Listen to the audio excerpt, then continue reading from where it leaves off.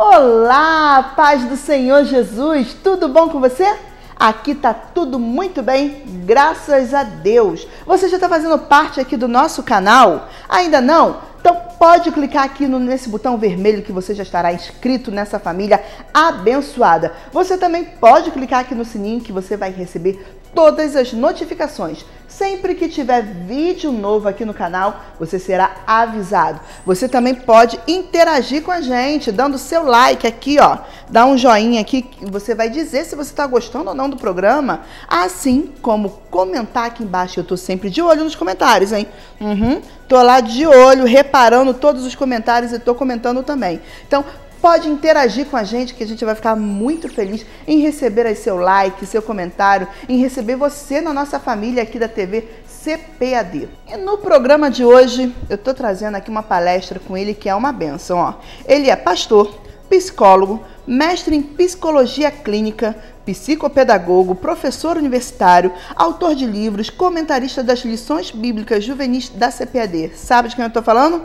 Pastor Jamiel Lopes. Ele esteve no Liderar Impactar, um evento promovido pela CPAD, e esse evento aconteceu na Assembleia de Deus em Curitiba. O tema da palestra, pornografia e suicídio. Pastor Jamiel traz um alerta aí para os nossos jovens, então fica aí ligadinho, tá bom? Pastor Jamiel, é com o senhor.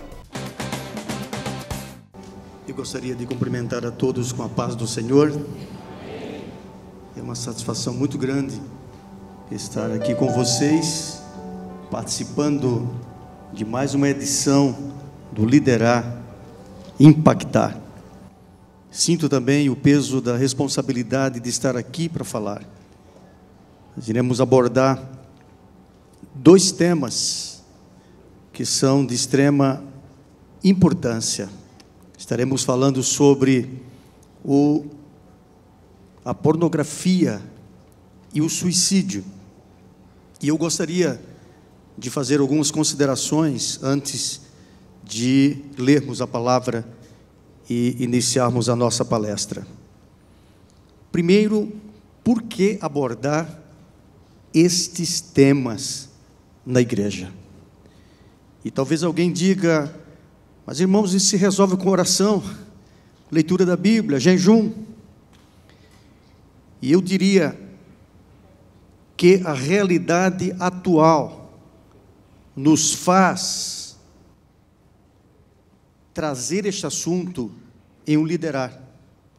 E eu vejo que a CPAD tem visto, a partir do pastor, do Dr. Ronaldo e toda a equipe, visto a importância de tratar esses temas. Para se ter a ideia em relação à pornografia, vamos falar sobre isso. Pesquisas apontam que mais de 60% dos jovens cristãos, eles têm acesso frequente à pornografia. Em relação ao suicídio, basta se dizer que a cada 40 segundos, uma pessoa se suicida no mundo. E recentemente, todos nós ouvimos de pastores que se suicidaram. Então os temas, eles são pertinentes para este momento. E eu diria que a igreja não está numa redoma. Estes problemas parece que estavam muito distantes de nós, e esses problemas estão muito próximos de nós agora. Uma outra consideração que gostaria, antes de falar sobre o assunto, é que precisamos desmistificar a ideia da espiritualização desse tema, aonde se coloca, irmãos, precisamos orar mais, ler Bíblia, isso é falta de Deus, falta de Bíblia, falta de oração. É verdade, mas não é apenas isso. Existe algo mais profundo que isso, que está relacionado à formação do caráter, à formação da personalidade, e nós precisamos atentar para isto, para saber como ajudar essas pessoas a saírem destas situações. E a outra consideração é que pretendemos abordar o tema com o intuito de não um tom de condenação, condenar as pessoas que agem ou que vivem nessa situação, mas com o propósito de tratar do assunto pensando na cura e na libertação dessas pessoas. Esse é o nosso objetivo. Eu gostaria de convidá-los para a leitura de um texto bíblico. Eu vou pedir que coloque a imagem, se possível, do versículo. Provérbios capítulo 25 e versículo 28. Você pode pôr no telão, que a gente pode acompanhar pelo telão. Provérbios capítulo 25 e versículo 28. Nos diz assim: como a cidade com os seus muros derrubados, assim é quem não sabe dominar-se. Eu vou repetir e gostaria que todos fizessem isto junto comigo. Vamos todos a uma só voz. Como a cidade com os seus muros derrubados, assim é quem não sabe dominar-se. Está diferente lá no telão, né? Vamos ler como está no telão? Então, põe mais uma vez, por favor. Vamos lá? Como a cidade derrubada, sem muro, assim é o homem que não pode conter o seu espírito. Podeis tomar assento. Nós vivemos numa época em que há a banalização do sexo. Não puder colocar a imagem. Vivemos uma época onde temos uma juventude sob o domínio de quem controla a moda, as revistas, a televisão, o cinema, a internet, o rádio, a música, que entrega-se às paixões mundanas e liberdades sexuais. O irmão que está passando os slides, por favor, o próximo e o próximo. Então, hoje, nós vivemos numa época em que há banalização do sexo. E, infelizmente, esse problema, ele tem alcançado jovens e adolescentes cristãos. Eu, durante algum tempo, escrevi uma coluna na revista Geração JC, da CPAD, a coluna E Agora, o que Fazer, o que resultou num livro que foi publicado pela Casa. E eu recebia cartas de jovens e adolescentes de todo o Brasil. E a CPAD selecionava essas cartas e me enviava. E eu recebi uma carta de uma jovem com 27 anos. E essa jovem, ela escreveu o seguinte: pastor, eu tenho 27 anos, me sinto uma pessoa bem-sucedida, já tenho minha faculdade, sou formada, eu tenho um bom emprego, tenho uma boa aparência, entretanto, nunca tive sorte no namoro. E ela diz: namorei apenas um rapaz, e esse namoro durou pouco tempo, e agora esse rapaz está prestes a casar-se. E ela disse algo que me entristeceu. Ela disse: eu, pastor, sinto vergonha de, com 27 anos, nunca ter tido uma experiência sexual. E disse mais: algumas vezes me passa pela mente ligar para o ex-namorado e me entregar para ele para tirar de sobre mim esta vergonha. E eu fiquei triste porque aquilo que parecia ser uma honra há alguns anos, hoje está se tornando uma vergonha para algumas pessoas. Mas por que isto? Porque nós vemos numa época em que a promiscuidade, ela é pregada, disseminada nas redes sociais, pela mídia, e não ser como eles são, é como se você fosse um ET, ou às vezes é tratado desta forma. Mas eu quero lhe dizer, querido jovem e líder que aqui se encontra, que Deus chamou você, Deus lhe escolheu para você fazer a diferença. E então, hoje, nós precisamos atentar para essa questão. Passa o próximo slide. Vivemos sob um efeito muito forte da mídia. A mídia em geral, principalmente a mídia televisiva, exerce influência nos conceitos, nas ideias e nos padrões do comportamento de jovens e adolescentes, levando esta nova geração à apelação da liberdade sexual, explorada em filmes, novelas, debates, programas de humor, comerciais, etc. A grande questão hoje é o excesso de informação.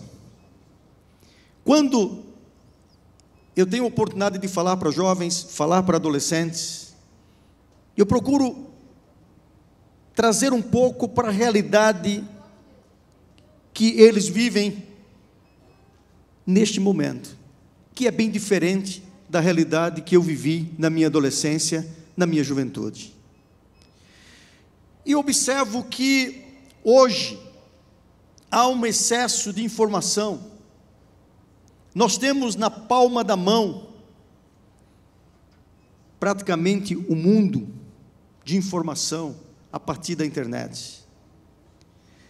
Na minha adolescência, minha infância, eu nunca tive contato com pornografia. Por quê? Porque naquela época, primeiro, a TV era algo muito escasso. Eu tenho 55 anos e às vezes eu me sinto Matusalém com essa idade. Verdade, porque quando eu começo a falar como era a minha infância, parece que isso aconteceu na pré-história. Mas não é verdade. Acontece que as coisas aconteceram numa velocidade incrível nessas últimas décadas.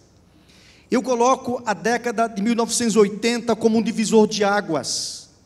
O mundo até os anos 80 e o mundo pós anos 80. Primeiro, a TV era algo que as pessoas tinham pouco acesso. Segundo, a televisão era aquela caixa enorme, à base de válvulas, que precisava esquentar as válvulas para começar a aparecer as primeiras imagens. Era bem assim, naquela época. A imagem era chuviscada, era em preto e branco. E uma cena de beijo era simplesmente censurada, porque vivíamos na época da ditadura militar. Essa era a realidade. Como eu nasci num lar cristão, na minha casa, graças a Deus, nunca entrou revistas como Playboy e outras revistas pornográficas, então eu cheguei à minha maioridade sem nunca ter visto pornografia. Mas é diferente a realidade hoje do jovem, da criança, do jovem e do adolescente. Porque hoje vocês têm um smartphone na mão, hoje vocês têm um tablet, aonde facilmente pode acessar o que quiserem. Basta apenas colocar uma palavra e o Dr. Google vai te dar dezenas, centenas de opções de respostas. E muitas delas vêm injetada com pornografia. Agora imagina uma criança de 9 anos. Ela está no seu quarto ali sozinha com o smartphone. E ela entra na internet. E de repente ela vê aquela imagem ou aquela mensagem dizendo: se você for maior de 18 anos, clique aceito. Se você for menor de 18 anos, clique não aceito. Bem, a criança, ela vai simplesmente dizer: bem, como eu não tenho 18 anos, eu não aceito. É assim que acontece? Não.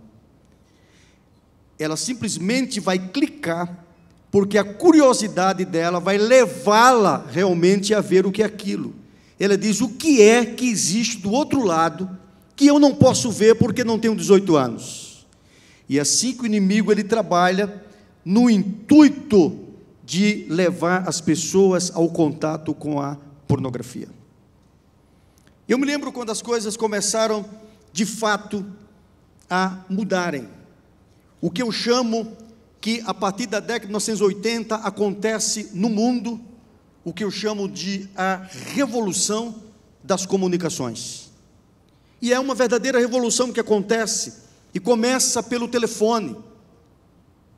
As pessoas, elas passam agora a se comunicarem. Naquela época era difícil uma pessoa ter um telefone residencial.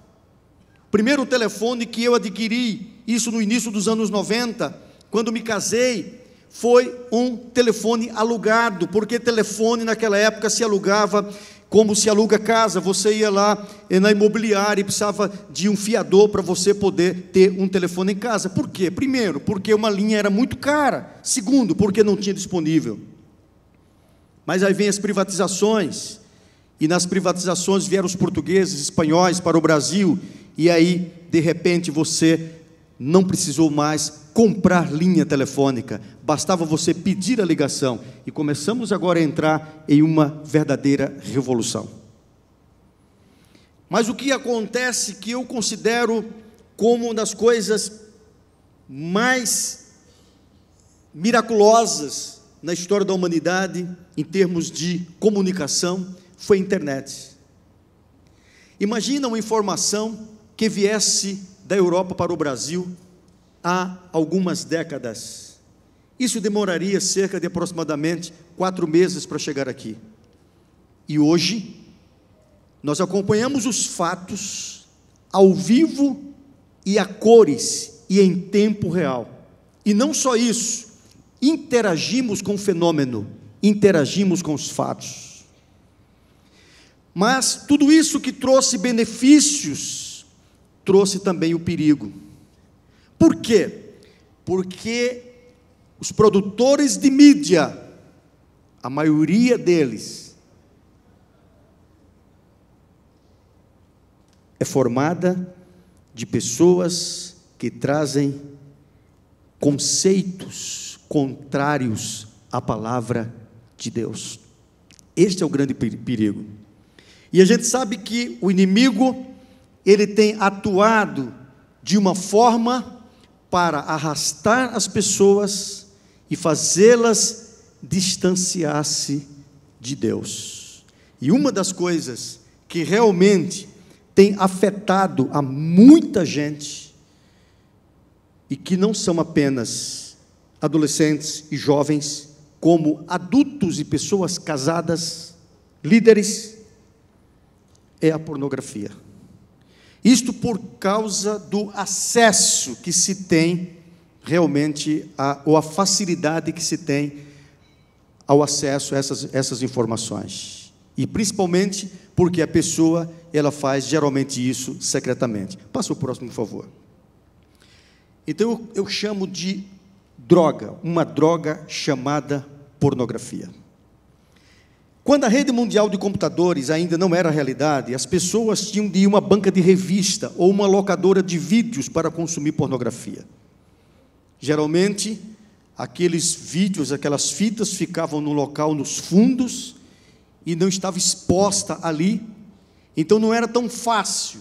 Então alguém ia a uma banca para comprar uma revista pornográfica, ele poderia ser facilmente visto. O grande problema é que as pessoas fazem isso trancadas dentro dos seus quartos e não estão sendo, pelo menos aparentemente, vista por ninguém, embora tudo que a pessoa ela acessa fica registrado. Por mais que apague o histórico, mas aquilo que você acessa fica registrado.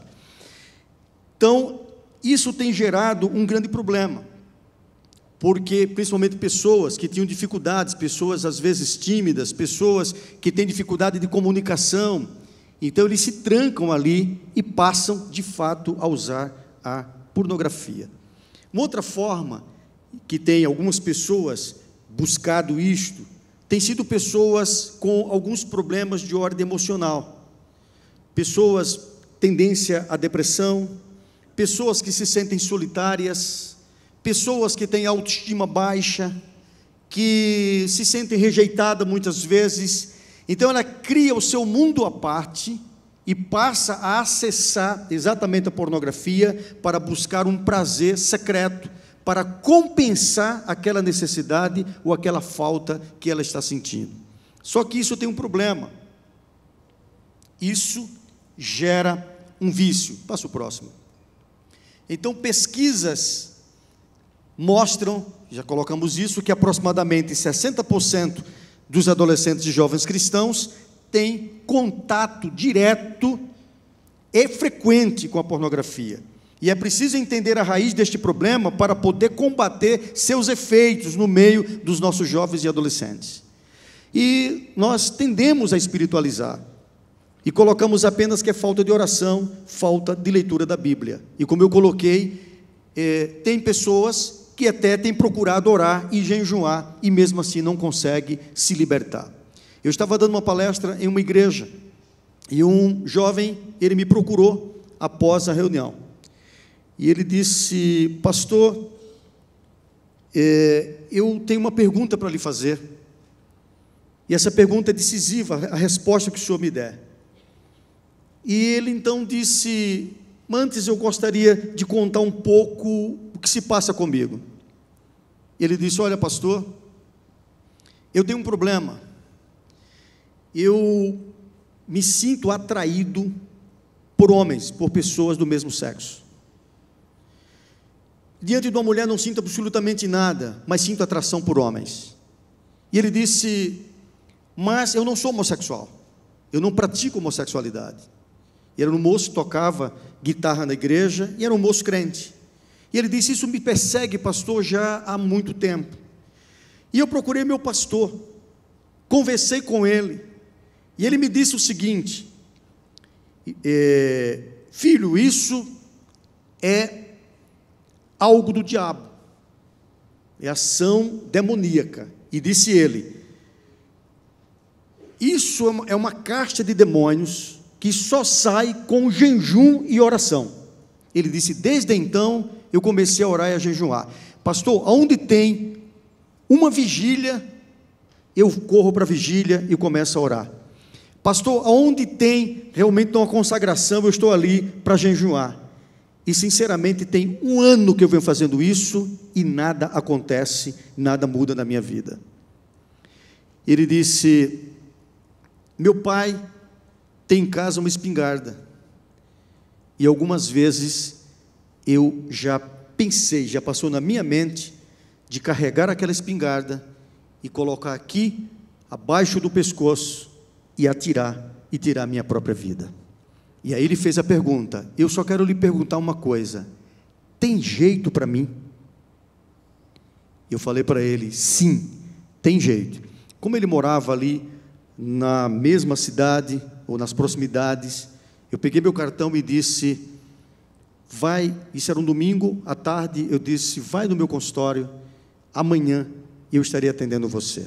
Eu atendi este rapaz durante 3 anos, 3 anos acompanhei ele no consultório, e eu tive o privilégio de fazer o casamento desse jovem. Então Deus, ele muda, e o grande problema da pornografia é exatamente isso, porque ela vai gerando outras coisas. Uma pessoa que ela se refugia na pornografia, começa a desencadear outros problemas. Às vezes ele pode ser levado à pedofilia, à homossexualidade e a tantas outras coisas que são decorrentes deste hábito. Passa o próximo, por favor.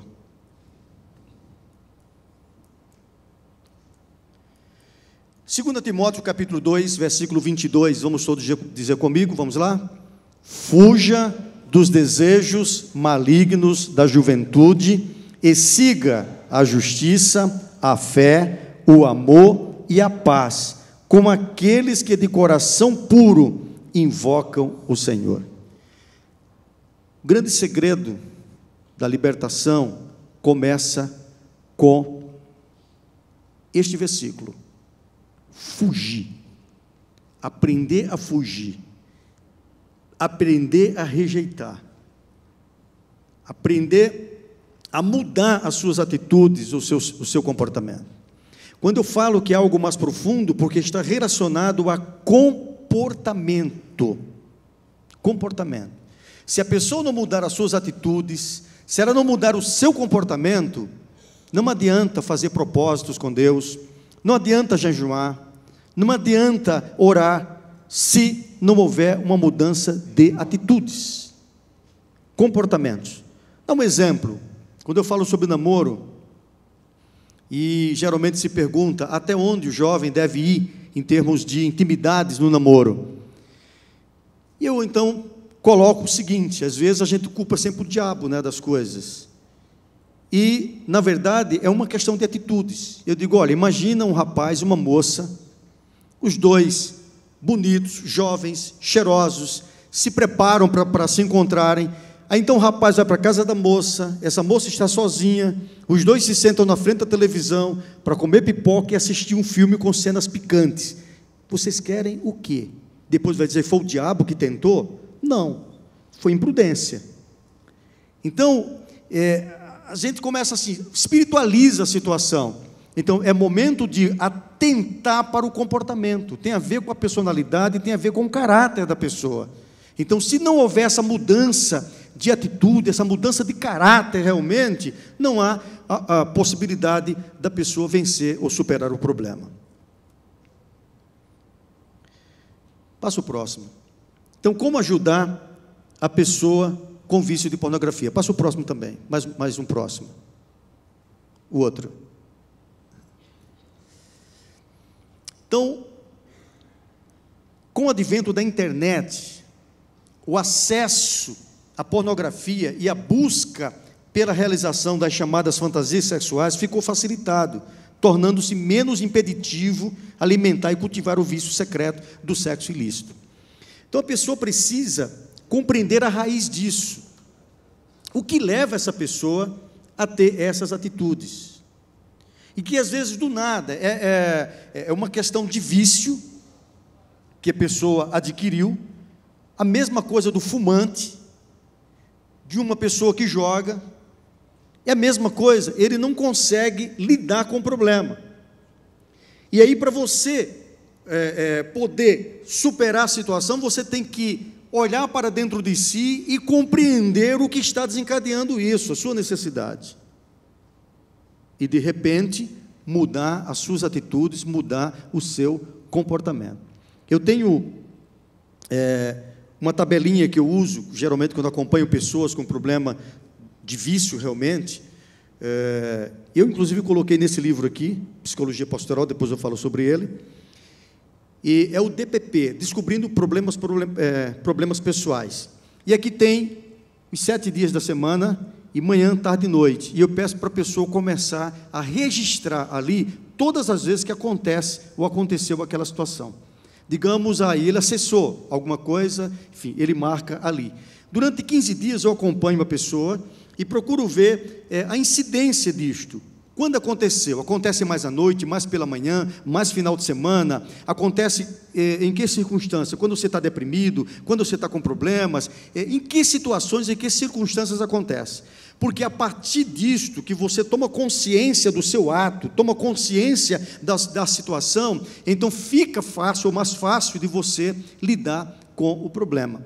Que é uma questão, passo o próximo, é uma questão de dependência que pode gerar uma compulsão. Eu não estou dizendo que todas as pessoas que têm o hábito de ver frequentemente ou esporadicamente a pornografia, que ele seja compulsivo, mas se ele não tiver cuidado, ele poderá chegar a um estágio de compulsão. É aquele estágio que a pessoa não consegue ficar sem, ele não consegue mais lidar com a situação, e aí ele precisa de tratamento.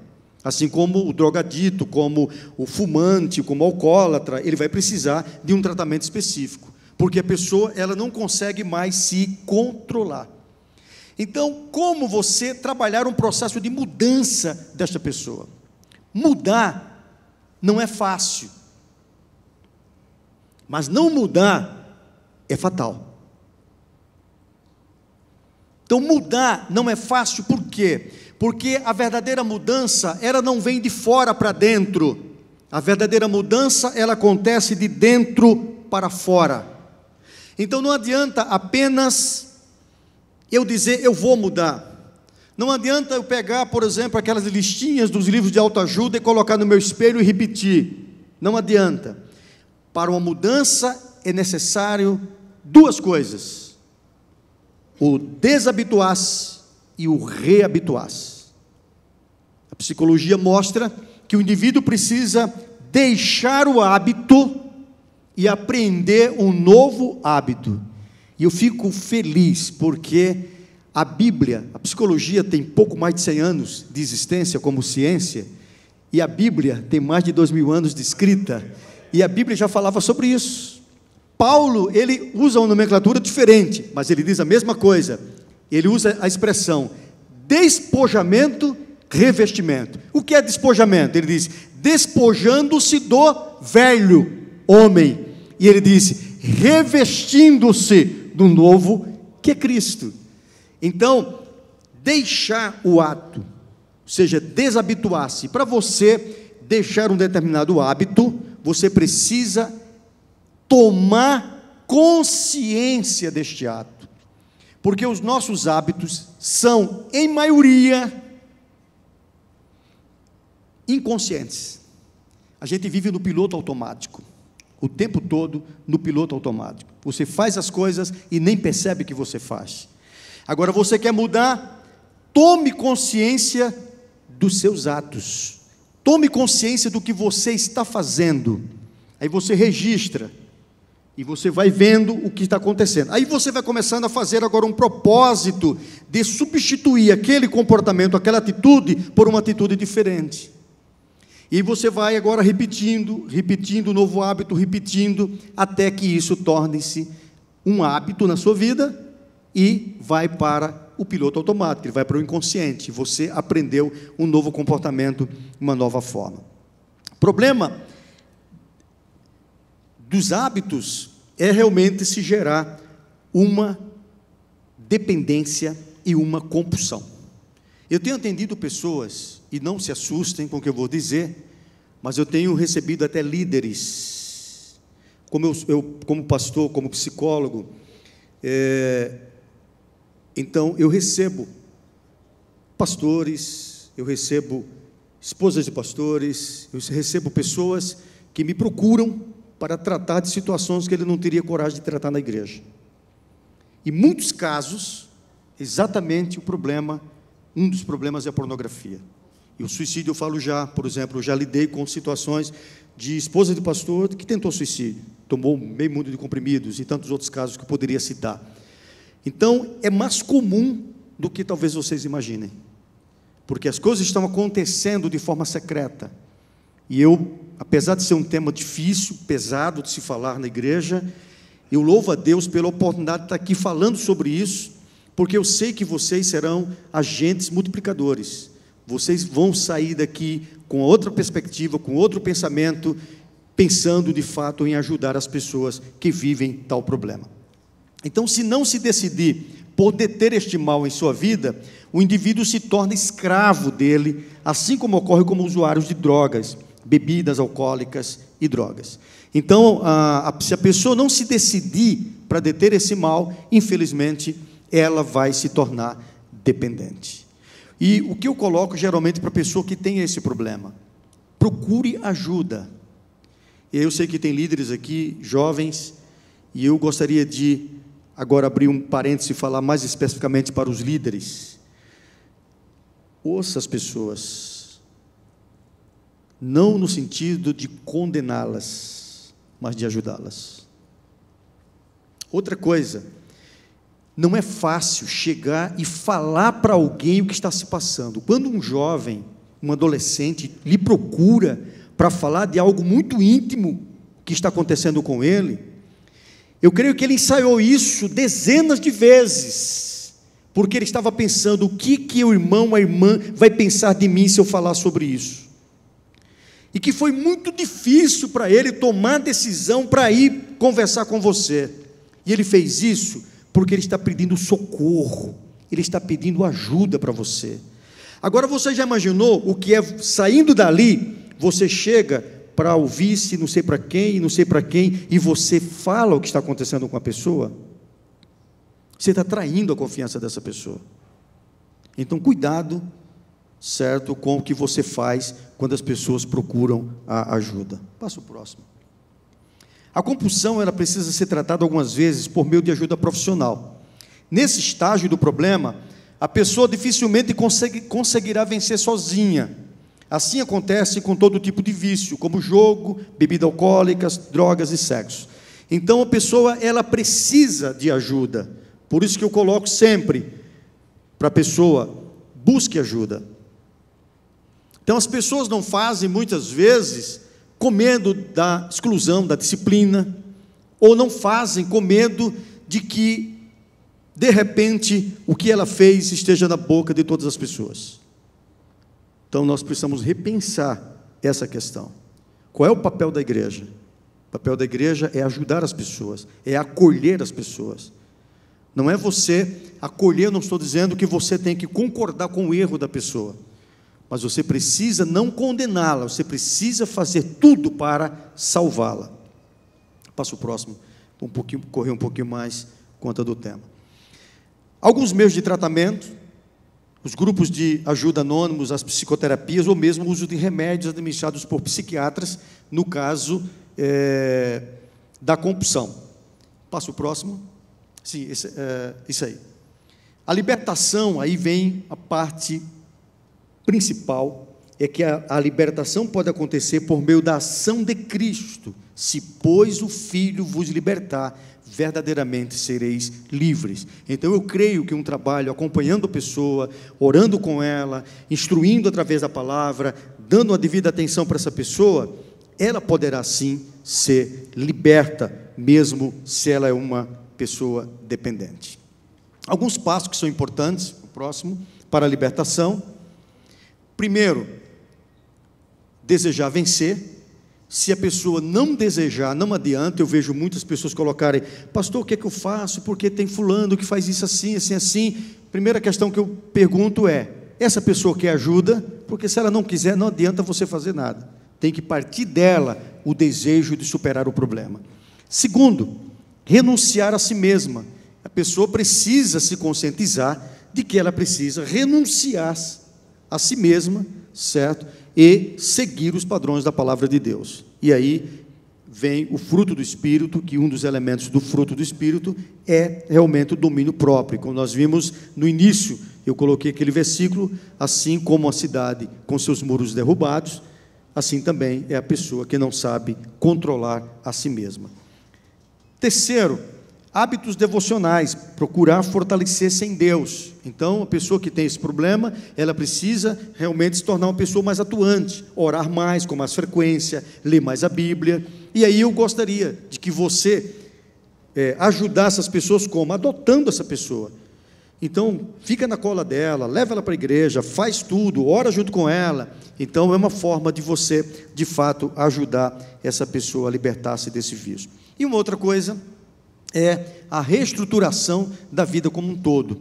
Seria um processo de reorganização da vida, observando os aspectos físicos, psicológicos, sociais e espirituais do indivíduo. Aí eu coloco: se você não mudar o padrão de vida, se você não mudar o seu comportamento, suas atitudes, vai de fato continuar. Tem pessoas, por exemplo, eu atendia um obreiro e ele chegou à conclusão de que ele precisava tirar o Wi-Fi. Ele desligou o Wi-Fi da casa dele, TV a cabo, tudo que ele tinha facilidade de acesso, ele cortou. Ele disse: olha, eu não consigo me controlar. Então, a forma que ele conseguiu foi exatamente isso. Chegou a um ponto, numa época, ele concordou com a esposa dele de não andar mais com celular, de não ter mais celular, certo? Para evitar. Isso durante um período de tratamento. Não é que o indivíduo, no momento que ele é liberto, obviamente, ele não vai mais beber. Por exemplo, o ex-alcoólatra, não é ele vê bebida, ele vai beber. Não, ele foi liberto. Mas quando o indivíduo está num processo de libertação, ele precisa largar tudo isso, precisa tomar algumas atitudes. Outras coisas, os sites que a pessoa ela frequenta, tipo de pessoa, tipo de conversa, tudo isso a gente analisa para ajudar a pessoa nessa reestruturação da sua vida. Mas vamos falar sobre o problema do suicídio. Esse é um problema, outro problema drástico, que vem afetando os jovens de forma espantosa. E como eu vejo que o problema da pornografia, a homossexualidade, são muitas vezes fatores que desencadeiam ideias suicidas. Uma pessoa que ela é dependente, e então uma culpa, um sentimento de culpa, pode levar essa pessoa a pensar em morrer. Quer dizer, não tem jeito para mim, eu não consigo me libertar, e é melhor eu morrer. Porque essa pessoa, ela entra num processo de desespero. Então, vocês viram, tem uma imagem, volta a imagem lá.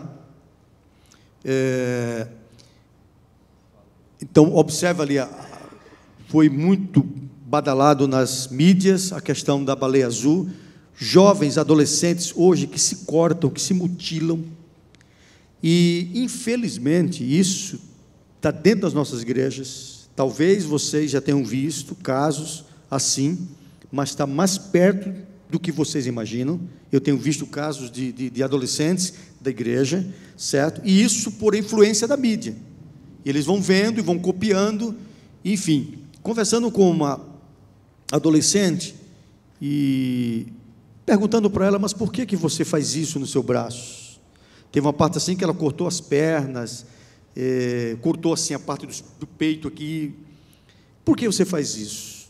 Os pais separados, ela revoltada com a vida, e ela diz que a dor interna, a dor emocional é tão forte que ela se corta. Então, aquilo faz bem se cortar, que é uma forma de sentir a dor física, para que a dor física venha superar a dor emocional que ela está sentindo. Então, essas pessoas precisam de ajuda, elas precisam de que façamos alguma coisa por elas. Passo o próximo. O suicídio é um problema de saúde pública. Segundo a Organização Mundial da Saúde, há um suicídio no mundo a cada 40 segundos. Essa é a segunda maior causa de mortes entre jovens de 15 a 29 anos. É lamentável, é lastimável. E eu diria, eu estava lendo uma pesquisa, mostrando os dados, inclusive na apostila eu coloco aqui alguns dados, os dados estatísticos, aqui no Brasil, e a pesquisa diz o seguinte, que a taxa de suicídio pode ser 20% maior do que mostram os dados oficiais. Por quê? Porque muitos acidentes de carro, acidentes do trânsito, aparentemente foi um acidente, mas se trata de suicídio. Entendeu? Muitos atropelamentos que pode parecer um descuido, pode ser um suicídio. Então, existem muitas coisas que não estão aqui nos dados, ou seja, o número de pessoas que morrem pelo suicídio é maior do que nós imaginamos. O que leva as pessoas ao suicídio? Há uma combinação de fatores biológicos, emocionais, socioculturais, filosóficos e até religiosos, que embaralhados, eles culminam numa manifestação exacerbada do desejo de morrer. A pessoa cogita morrer para escapar do sofrimento existencial, ou para se vingar de alguém, ou para chamar a atenção, ou para ficar na história. Então, as pessoas, quando você vai ver o perfil de um suicida, eu já tive a oportunidade de atender muitos casos em que a pessoa tentou suicídio, eu fui atender a pessoa, fui chamado, quando as pessoas estavam na UTI, embora era uma paciente que eu atendia, e essa paciente, ela tinha epilepsia, mas ela era controlada, e ela estudava na universidade, e um determinado dia, por conta do processo da melhora dela, ela teve depressão também, enfim, ela já estava num quadro de melhora, a psiquiatra suspendeu o remédio. E tinha mais ou menos uns 2 meses que ela não tomava remédio, ela teve uma crise epilética dentro da sala de aula. E ela não soube lidar com isso. E a partir daí se entristeceu, e um dia ela tentou suicídio. Eu estava no consultório quando o marido dela chegou e disse, olha, doutor, a fulana está na UTI. E eu estive lá na UTI, segurei na mão dela, ela estava semi-inconsciente, e ali nesse momento você não pode dizer absolutamente nada, a não ser eu estou aqui, e esperar a pessoa sair do quadro para de fato conversar. Aí você vai analisar, ela tinha um quadro de depressão, ela tomava remédios controlados, então já vinha com um histórico de alguns problemas, entendeu, familiar. Então você vai vendo realmente o padrão das pessoas, ou o perfil das pessoas que chegam realmente a tomar essa atitude. Alguns outros, eles têm apenas as ideias, certo? Mas o quadro realmente fica muito comprometido quando a pessoa ela entra em depressão. Eu já vi, infelizmente, ouvi algumas vezes dito no púlpito de que depressão é coisa do diabo e que depressão é falta de fé, que crente não entra em depressão. E, infelizmente, quem diz isto realmente desconhece o que é a depressão. Eu estava num culto e fiquei chocado porque uma pessoa, um pregador, uma pessoa de nome, e uma igreja lotada, e ele se empolgou, e aí ele chegou e falou sobre quem usava remédio faixa preta, não sei o que lá, que isso não é de Deus, não sei o que, e aí pediu que se levantasse as pessoas que tomavam remédio faixa preta, viesse para frente, e para as pessoas fazerem um propósito, jogar esses remédios fora hoje, em nome de Jesus, e nunca mais tomar. Eu quase tive um ataque ali, pela irresponsabilidade. Eu sou psicólogo, já atendo há mais de 25 anos, tenho clínica, faço atendimento, mas eu, como psicólogo, muitas vezes eu sei que o paciente não precisa do remédio, mas eu não digo para o paciente, não tome remédio. Por quê? Porque não foi eu que administrou aquele remédio, então eu não posso chegar e dizer, não tome o remédio. Certo? Outra coisa é que, à medida que o indivíduo ele toma determinada medicação, o remédio ele causa dependência física, e ele pode entrar num processo de abstinência, e é muito sério, uma crise de abstinência é um problema muito sério. Então, chegar e colocar isso de púlpito, realmente é muito sério. Hoje, comprovado cientificamente, a depressão é uma doença. A depressão é a falta, um dos fatores químicos cerebrais, uma baixa de serotonina no cérebro, que pode levar o indivíduo a humor baixo. Então, a depressão requer um tratamento. É claro que existem fatores sociais ou socioculturais, certo? Quando o indivíduo ele trabalha os problemas que são os fatores desencadeantes da depressão, ele pode melhorar, certo? Ele pode ter uma melhora considerável a partir do momento em que ele aprende a lidar com os problemas. Mas um grande índice de suicídio está relacionado à depressão. Passa o próximo, por favor. E o crente? O que leva um crente ao suicídio?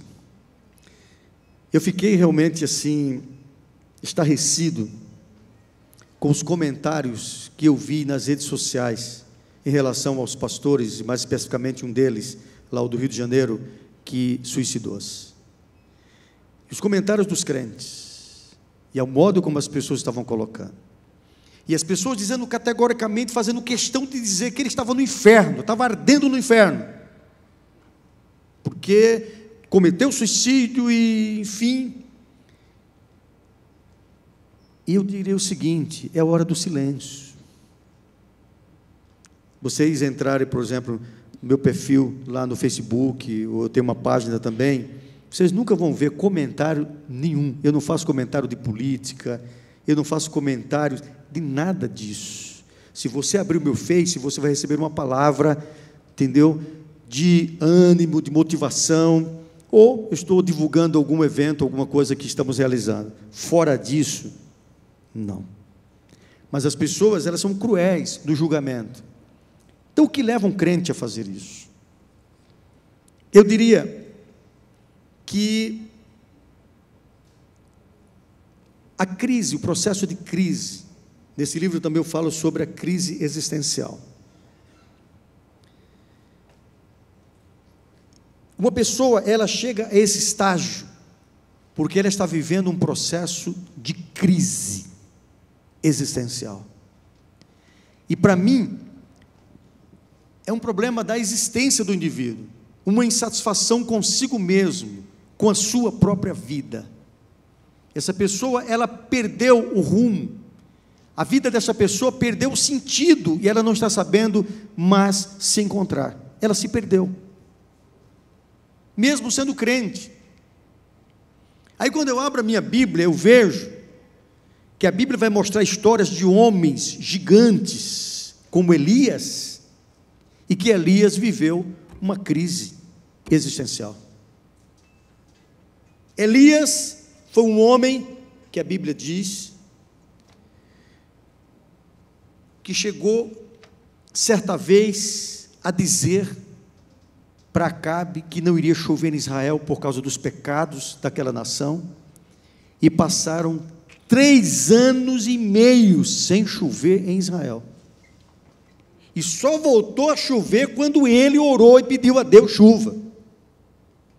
Observe a autoridade deste homem, um homem que, quando começou a faltar chuva, Deus o levou até um ribeiro, e ele ali fez das proximidades a sua morada, e ele bebia da água daquele ribeiro, e todos os dias um corvo levava comida para ele, até que o ribeiro secou, e Deus mandou este homem para ser sustentado por uma viúva, que por sinal estava apanhando alguns paus, alguns gravetos, para fazer um fogo e amassar o último restinho de massa que tinha na panela e azeite para fazer um bolo. E ele disse: faz primeiro para mim, porque assim diz a palavra do Senhor, não faltará azeite na panela, e nem farinha na panela e azeite na botija.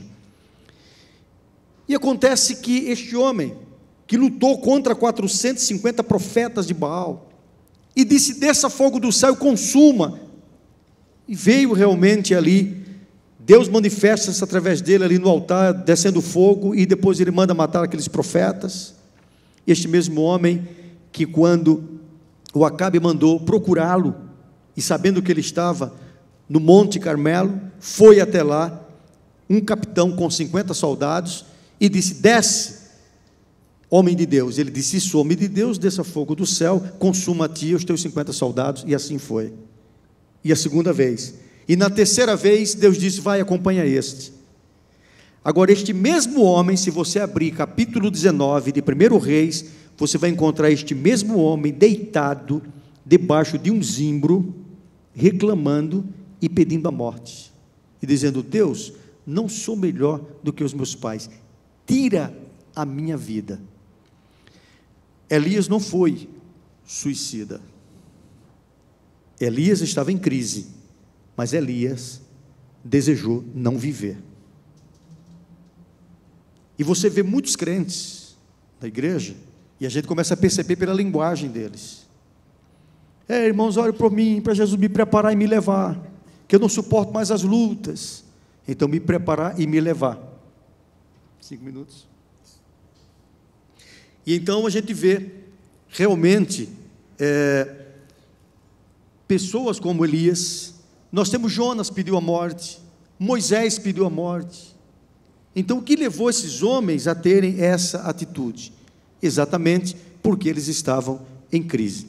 Mas o problema do suicídio configura um assassinato, em que vítima e agressor são a mesma pessoa, certo? Então, assim, uma pessoa que se suicida, ela está cometendo um assassinato, só que ela é o agressor e ao mesmo tempo a vítima.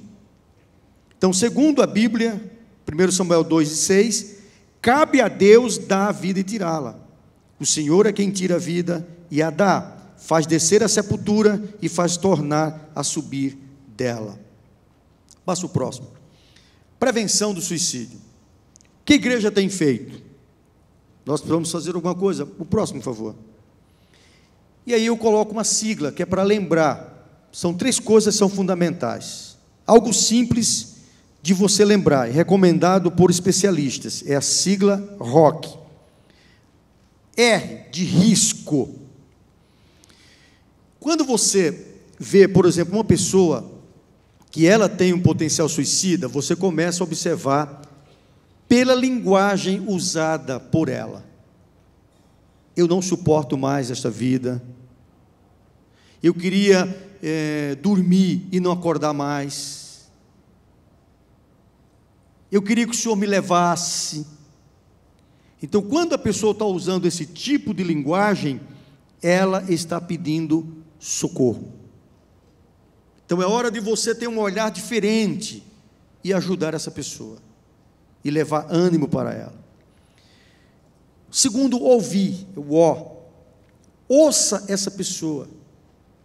Às vezes a gente, na correria, não tem tempo para ouvir. Você sabe quando a pessoa está usando esse tipo de linguagem, e ela está falando, ou então, às vezes, tem pessoas que elas são mais abertas, falam mais abertamente, e elas dizem que vão fazer. E aí, está querendo chamar a atenção. Pode até ser que ela esteja querendo chamar a atenção, mas muitas pessoas que cometeram suicídio, elas não queriam morrer, elas queriam chamar a atenção. Aconteceu certa vez, o filho de um pastor, ele era casado com uma jovem, ele bem jovem ainda, funcionário do Banco do Brasil, e o casamento dele não ia muito bem. Ele então discutiu com a esposa, ela saiu, não sei quais problemas estavam acontecendo entre eles, e quando ela saiu, ele resolveu tomar veneno de rato. E acontece que ele começou a passar mal, e automaticamente ele mesmo pediu socorro. E quando ele estava indo na ambulância, no caminho, gritando, porque é um processo muito doloroso, quem toma veneno, realmente, assim, é um processo de muita dor, e ele, então, pediu, liguem para a igreja, por favor, e peçam para um pastor ir orar por mim. Eu não quero morrer, e ele gritava no caminho, não quero morrer, não quero morrer, não deixa eu morrer, eu não quero morrer. E ele chegou o recado na igreja, e um pastor foi deslocado, o hospital não ficava tão perto. Quando chegou lá, ele já estava em coma. O pastor pegou na mão dele, orou por ele, mas ele já estava em coma, e ele faleceu. Então ele deixou claro que ele não queria morrer. Então, mesmo que a pessoa esteja dizendo algo que você diz, quer chamar a atenção, eu vou pular, não sei o que, então pula, vai lá, faz. Cuidado. Então, sempre encare como algo sério. E o conduzir, que é o seguinte, encaminhe essa pessoa imediatamente para um profissional que possa ajudá-la. Então, um psicólogo, principalmente cristão, que possa, de fato, ajudar essa pessoa. Estamos concluindo já. Para ajudar no próximo uma pessoa com ideia suicida, é necessário que se crie um ambiente propício ao diálogo, fazendo com que a pessoa se sinta à vontade com você. Mostre confiança, assim ela se sentirá confortável para conversar. Fique em alerta para não fazer a pessoa se sentir sufocada com suas preocupações. Entendeu? Então, assim, você precisa não ficar constante falando do suicídio, olha, você não faz isso. Não, começa a ocupar essa pessoa com atividade, vamos sair, vamos fazer isso, fazer aquilo, para tentar desviar o intuito. Mas a pessoa precisa de um acompanhamento psicológico e, na maioria das vezes, até tomar alguns remédios controlados. Melhor método para evitar que uma pessoa cometa suicídio é ajudá-la imediatamente a sair da depressão em que se encontra. Então, ela precisa ser ajudada a sair da depressão. E, finalmente, Cristo é a única solução para as pessoas que pensam em cometer o suicídio. Existe alívio, descanso, refúgio para o coração pesado e a alma desesperada. Então, Cristo é a solução. Então, levar Cristo para essa pessoa, embora ela diz, não, mas eu sou crente, ela é crente, enfim, mas ela precisa de algo mais do que isso. E às vezes você chega ali com um apoio espiritual, vai de fato ajudar essa pessoa.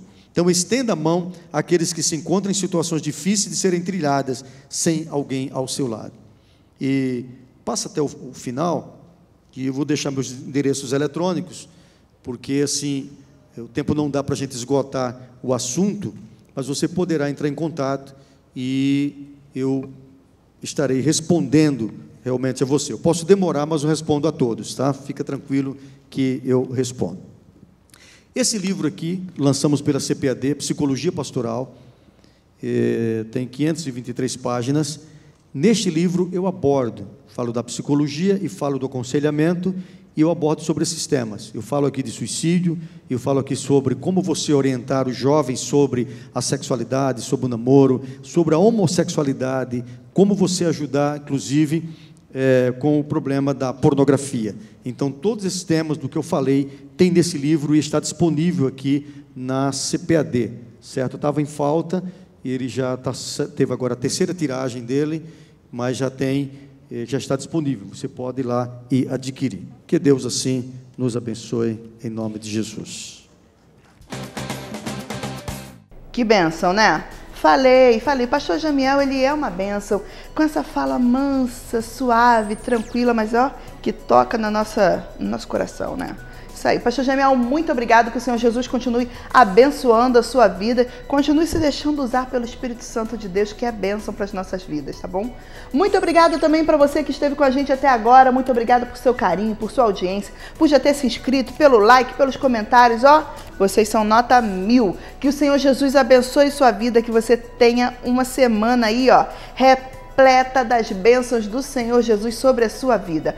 Já sabe que nós temos um encontro marcadíssimo aqui no programa Geração JC, tá bom? Então, beijo grande pra você. Tchau, tchau. Fique na paz.